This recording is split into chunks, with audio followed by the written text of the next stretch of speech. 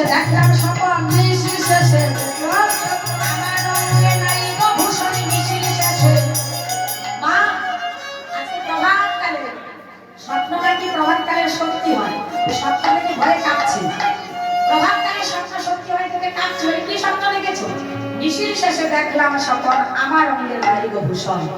এই যে মায়েরা, সকল মায়েরা যাদের স্বামী আছে, মায়েরা যে অলংকার আদি পরিধান করেন, কেন?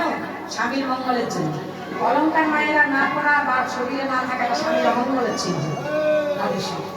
তাই রাধারানী বলছেন, মা মিছিল শেষে দেখলাম স্বপন, আমার অঙ্গে নাই গো ভূষণ, আমার অঙ্গে অলংকার নেই। বলে তাহলে উপায়? এই অমঙ্গল কাটার পাশ ছেড়ে তোমার পুত্রের অমঙ্গল দেখেছে, আমার স্বামী তোমার ছেলের অমঙ্গল দেখেছে, মৃত্যু। তাহলে উপায়?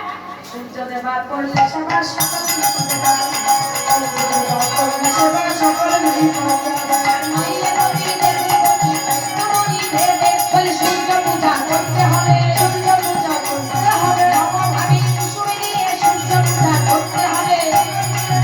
বলি সূর্যের মন্দিরে গিয়ে, বলি সূর্যের মন্দিরে গিয়ে নবভাবের কুসুম দিয়ে, সূর্যের মন্দিরে নবভাবের কুসুম দিয়ে, সূর্যের মন্দিরে গিয়ে বলি সূর্যের মন্দিরে গিয়ে সূর্য পূজা করতে হবে। সূর্য পূজা শাস্ত্রমন্ত্রী কয়, এতে কোথায় ঠাকুর পূজারী মহারাজ কয়, সূর্য পূজা শাস্ত্রমন্ত্রী কয়, শাড়ি লাগবে, সিঁদুর লাগবে, আলতা লাগবে, মিষ্টি লাগবে, তাড়াতাড়ি জানো খবর আছে?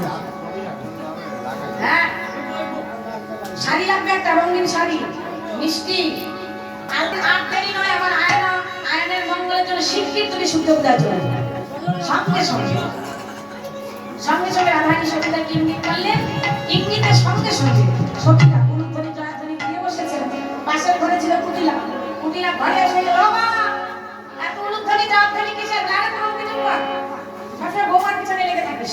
তোর বৌদি ভানু পূজায় যাচ্ছে। বলে না মা, তুমি জানো না ভানু পূজায় না, কালী পূজায় যাচ্ছে।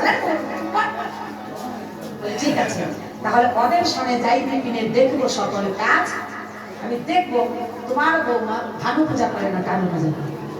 ঠিক আছে, যা। রাধারানী চলেছেন। এখানে খুব সুন্দর লীলা। যাই হোক, সময় নিয়ে আমাদের কথা দিয়ে শেষ করছি। কোথায় যে 3 ঘন্টা 3.5 ঘন্টা সময় চলে গেল বুঝতে কি না।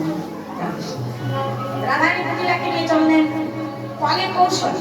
যখন বনের মধ্যে প্রবেশ করেছেন, অনেক কৌশলে কুটিলাকে ঘরে পাঠিয়ে দিন, ছল চাতুরি করে। রাধারানী সখীদেরকে নিয়ে যখনই উপনীত হয়েছে সরস্বতী কূলে, রাধা কুণ্ড তীরে, সখীরা বলছে, রায় এদিকে গোবিন্দ আছেন। বলছে, সখীরা বলছেন কি? কানন দেবতী বৃন্দা সতী পথি, রায়ের সরসী মূলে বিচিত্র ঝোলনা করিল রচনা, সুখদ বকুল বলে। মানে বকুল গাছে একটা ঝোলনা নির্মাণ করেছেন সখী। এখানে ঝোলার উপর রাধা গোবিন্দকে উঠিয়ে ঝোলনা ঝুলালেন। এখানে জলকেলি হলো, পাশা খেলা হলো, অনেক লীলা এখানে। এই সূর্য পূজার মধ্যে একটা লীলার মধ্যে অনেকটা লীলা। পাশা খেলা, রাধা গোবিন্দের পাশা খেলা, আর সূর্য পূজা আবার জলকেলি। মানে রাধা গোবিন্দের মধ্যে প্রতিযোগিতার জলকেলি। আজ রাধা কুণ্ডে মধ্যাহ্ন সময়ে রাধা গোবিন্দের জলকেলি লীলা করেন। যারা ভাগ্যবান, যারা ভজনশীল, তারা আজ দর্শন করেন। এবার ঝোলনা হতে নামালেন সখীগণ। যখন রাধা গোবিন্দকে ঝোলনা হতে নামালেন, রাধারানী কুণ্ডলতাকে বলছে, ভালো একজন ব্রাহ্মণ নিয়ে আসবে।